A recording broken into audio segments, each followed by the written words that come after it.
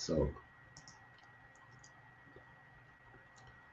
favorite era guards. Um, so I will give me some add some context to what I mean. So I'm going to list five guards, NBA guards that are my favorite um, from their era, and so I consider an era about 4 to 5 years, give or take. Um, and from that time period, these guards were very elite in those 4 to 5 years. This was, their prime years, but unfortunately, they never didn't have the longevity as some of the other some other great guards. They didn't serve that longevity like a Chris Paul or Tony Parker or Russell Westbrook or Stephen Curry. Um, but nonetheless, in that 4 to 5 year span, they were amongst the elite, all star, you know, level players. Um, but they unfortunately didn't have the longevity. Some other guards, um, maybe whether it might have been injury, um, didn't have the role and position they had on the team might have decreased for whatever reason, or um, et cetera, et cetera, right? So nonetheless, just get right into it. We first start off with D Rose. Recently retired. Um, I remember being aware of D Rose when he was in high school. Um, growing up, I was super into the rankings and stuff. I knew everybody's rankings, man. And his high school class was kind of like the first class that I kind of got somewhat aware of how the rankings and stuff like that. So I was aware of D Rose since then. Him, OJ Mayo, and Mike Beasley, and you know, their class. Kevin Love was in that class. It's a lot of great players who came out of that 2007 high school class.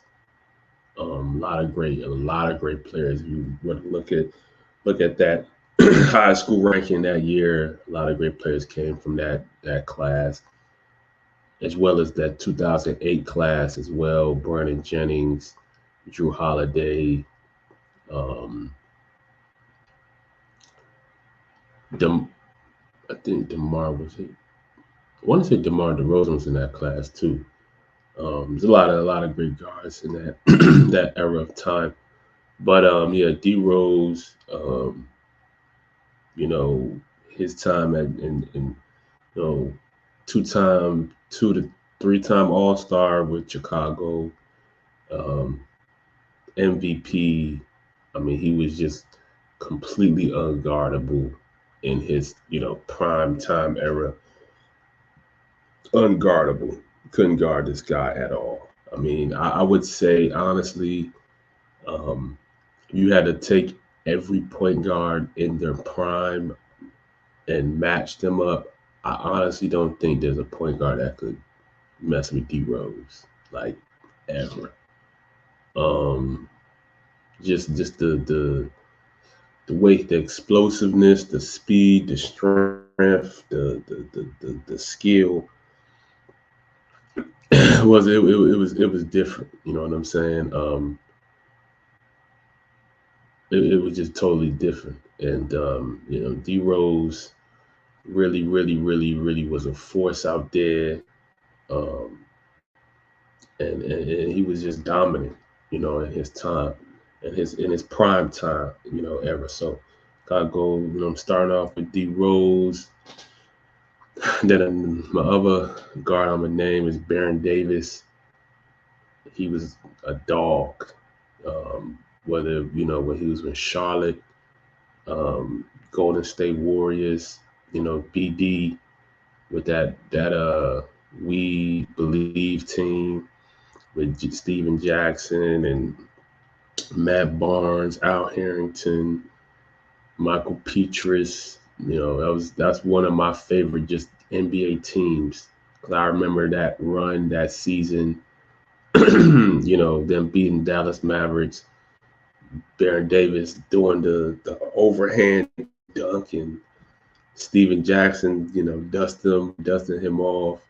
You know what I'm saying? I still remember that game, and it was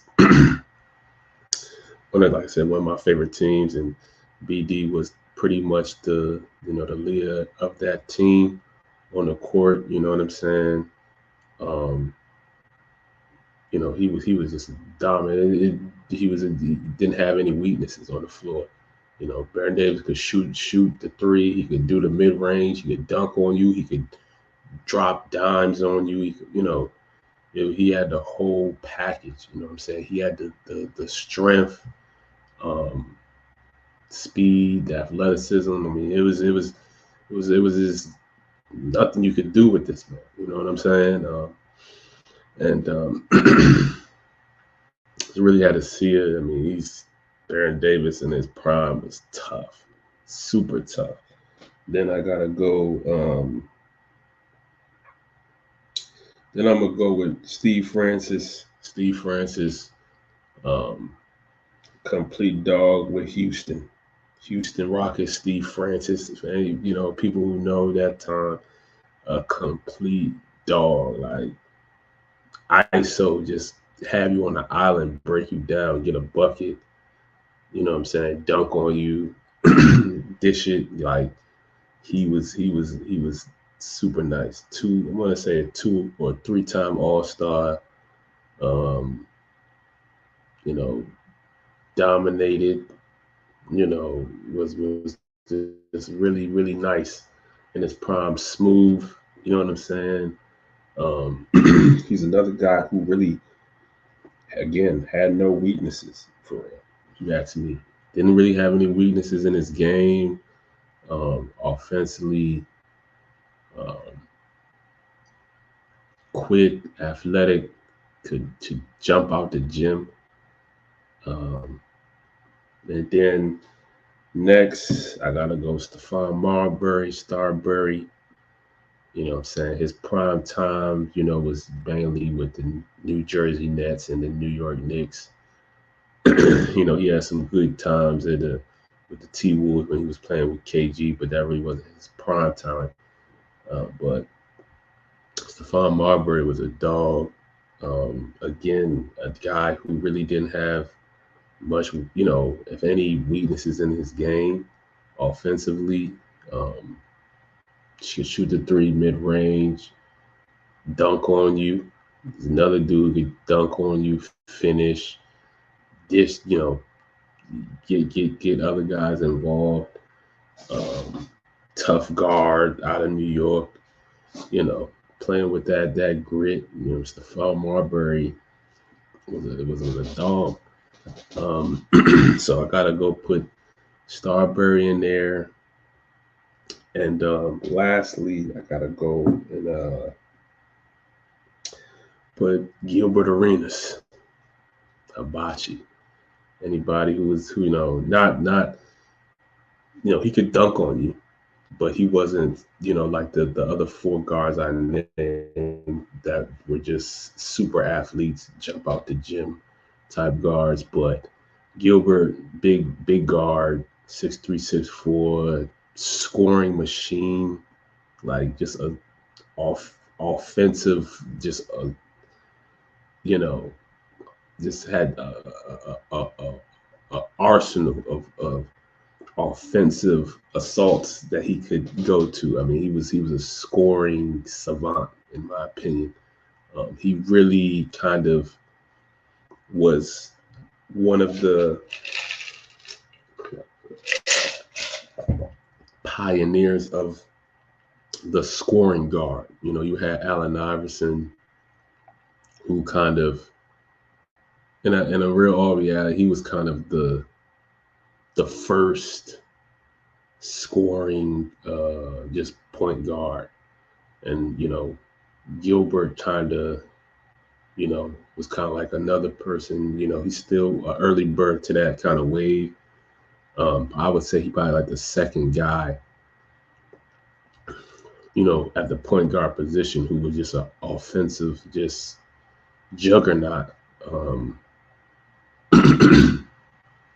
he could shoot the three, mid-range work, get to the rim, great, from the free throw line.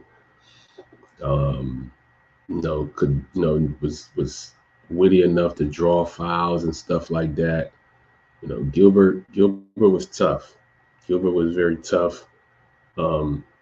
Offensively, had led the Wizards to some about two good years. Took them to the playoffs. Made about 3 All-Star games. Gilbert was super tough. All these these 5 guys, man, if they had the longevity, if they let's say they could have played at this level for at least 10 years, 100%. I think these guys would all be Hall of Famers, without question. I think the fact that they, the time in which they were playing at the level that they were playing, kind of, is a limiting, factor for them to, get into that Hall of Fame. But nonetheless, man, to be honest, I mean, I know these dudes could bust a lot of dudes who's going to the Hall of Fames, but you know what I'm saying? On the court, like, they just, like I said, they didn't have the longevity as certain guys. Like, Tony Parker's a guy who's going to be a first ballot Hall of Fame. To me, I think Tony Parker's a first ballot Hall of Famer. You look at his, his resume, the longevity, but could he mess with any of these guys in their prime? No. He couldn't do nothing with none of these guys I named in their prime. They getting destroyed. Tony Parker is getting destroyed, in my opinion. And there's no disrespect to Tony Parker. I think he's really good, but like I said, he's a Hall of Famer, first ballot. But these dudes that I just named and they prime versus, Tony Parker's prime, couldn't do nothing.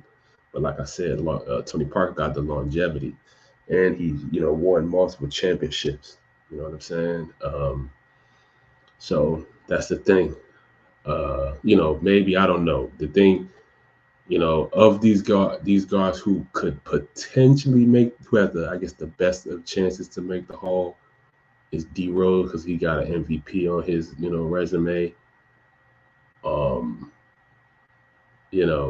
That's a big thing. But Stephon Marbury did his thing in China, so that's a good thing. Nowadays he's like an icon over there, so that could really help him in terms of potentially getting to the Hall.